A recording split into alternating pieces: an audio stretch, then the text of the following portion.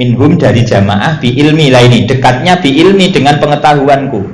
Ya aku ngerti, saking ngerti ini terus dianggap dekat. Fa'ahbaro nuli memberi kabar sinten Kanjeng Nabi hum ing jamaah bidzalika kelawan fa inni qarib. Ujibu nyembadani sapa ingsun Allah dakwata dai ing dungane wong kang donga idadaa nalika donga sapa dai ni ing ingsun. Nah ini agak aneh Pak. Jadi huruf ngain ini dalam ayat ini kan seharusnya ada ya-nya dai. Tengkoran jenengan mboten enten ya itu. Nah, mboten enten. Idadaan nunnya seharusnya ada ya-nya juga. Idadaani ni ing ingsun. Di situ nunnya enggak ada ya-nya. Enggak ada. Lah ini aneh. Iki tak ceritani aneh ben sampean roh lagi aneh. Nganu kan kok gak roh biasa wae. Begini, namanya domir itu ya mutakalim itu ya harus nampak. Lah nunnya namanya nun wikoyah. Ini bahas nahwu, Pak. Contohnya doroba mukul ini ingsun, ini nunnya nun wikoyah. Terus ini yaknya ya mutakalim. Tapi sing aneh dalam ayat ini ya mutakalimnya hilang. Jadi da'a wayahe ngene. Uji budak watad da'i idadaan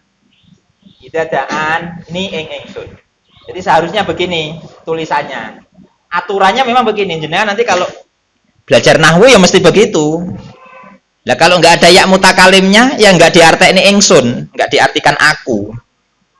Tapi ternyata di sini ya mutakalimnya dibuang. Nah, itu pembuangannya lucu alasannya. Alasannya memang sejak masa sahabat nggak ketulis ya itu. Jadi lucu. Gur ngono tok alasannya. Sejak masa sahabat penulisan idadaani itu ya-nya nggak ketulis. Nah, ya mboh. Padahal secara ilmu nahwu harus ada. Nah itu makanya aneh. Gitu. Teng Quran jenengan nggak ada ya-nya semua toh. Nah, mboten. Ada yang ada, mboten. Nah, tetap. Tapi wis ora usah jenengan pikir wis. Ben ora aneh. Penak ra roh wis karuan.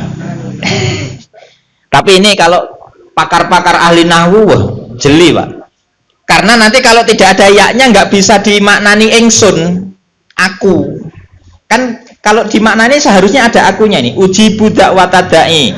Muhammad, aku Allah maksudnya. Muhammad, aku itu maha menyembadani mengabulkan. Aku itu maha mengabulkan doanya orang yang doa. Idza da'ani, ketika dia berdoa padaku. Lah iki lho, idza da'ani. Idza da'a ketika dia berdoa ni ing ingsun. Jadi seharusnya ada ya-nya, karena kalau nggak ada ya-nya nggak ada arti ingsun. Ketika dia berdoa padaku.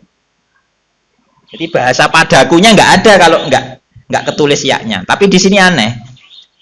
Tetap diartikan padaku tapi ya-nya dibuang.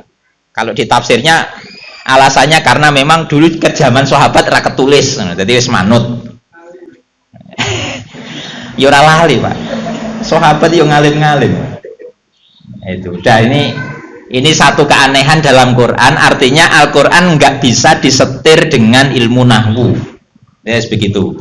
Jadi justru ilmu nahwunya yang datang kemudian kan ya. Ilmu nahwu itu kan datang setelah Quran. Jadi artinya nanti ada konsep Quran yang tidak sesuai nahwu karena dulu Quran. Dalam Ihya itu ternyata begini. Ini kaitannya dengan Quran ini, penulisan Quran.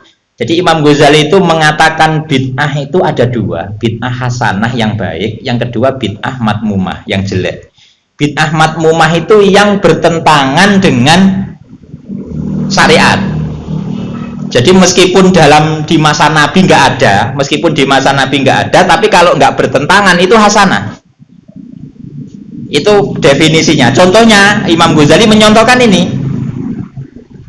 Penulisan titik, penulisan harokat ini kan dulu zaman Nabi nggak ada, Pak. Nahwu ini loh, Pak. Nahwu gitu yang kita bahas tadi itu. Jadi huruf ta itu nggak ada titiknya dulu. Zaman Nabi. Nggak ada, apalagi harokat, Pak, nggak ada. Kitabnya gundul, bahkan nggak ada titiknya, huruf ba, huruf ta itu nggak ada. Shin, sin biasa yang nggak ada. Jadi shin, sin itu gimana membedakannya? Dulu mengandalkan hafalan. Sahabat dulu mengandalkan hafalan, jadi nggak mengandalkan kitab. Memang kitab itu bid'ah. Quran mushaf itu loh Pak, mushaf itu bid'ah. Mushaf itu kan baru disusun di masa Utsman, mushaf Utsmani itu bid'ah semua. Titik Quran bid'ah, harokatnya bid'ah, semuanya bid'ah, termasuk juz. Ayat ini, potongan ayat ini, ayat 1, ayat 2, ini bid'ah Pak. Dulu zaman Nabi nggak ada. Ditata sampai 30 juz. Ini bid'ah semua. Tapi ulama menyatakan ini yang bid'ah hasanah, meskipun di zaman Nabi nggak ada, tapi ini hal baik. Coba bayangkan kalau nggak ada titiknya. Sing saya kira nek harokate ra iso maca. Kayak ngene kok arepe ra di hasanah nih lho bid'ahnya. Kayak gini kok mau di bid'ah sing matmumah yang tercela, kan bahaya. Makanya Imam Ghazali mengatakan bid'ah matmumah yang tercela itu adalah bid'ah yang tidak bertentangan. Yang matmumah itu yang bertentangan dengan syariat. Kalau nggak bertentangan dengan syariat, meskipun nggak ada zaman Nabi, meskipun nggak ada, tapi nggak bertentangan, ya udah boleh. Nah, itu namanya bid'ah hasanah. Itu kalau bahasa Imam Ghazali. Ya ini termasuk ini tadi yang kita bahas. Nahwu itu bid'ah. Titik, harokat, semuanya itu bid'ah. Tapi nggak bertentangan. Ya pakai saja. Jenengan pakai sarung ini bid'ah Pak. Sholat itu ibadah. Seharusnya kalau mau seperti Kanjeng Nabi ibadahnya harus pakai jubah, gamis. Ya jubah. Yang langsung terusan. Harus begitu. Sholatnya nggak boleh di Masjid Kota Gajah, harus di Mekah sana. Kanjeng Nabi nggak pernah sholat di Kota Gajah. Iya, makanya ya ora usah nemen-nemen lah lek bahas.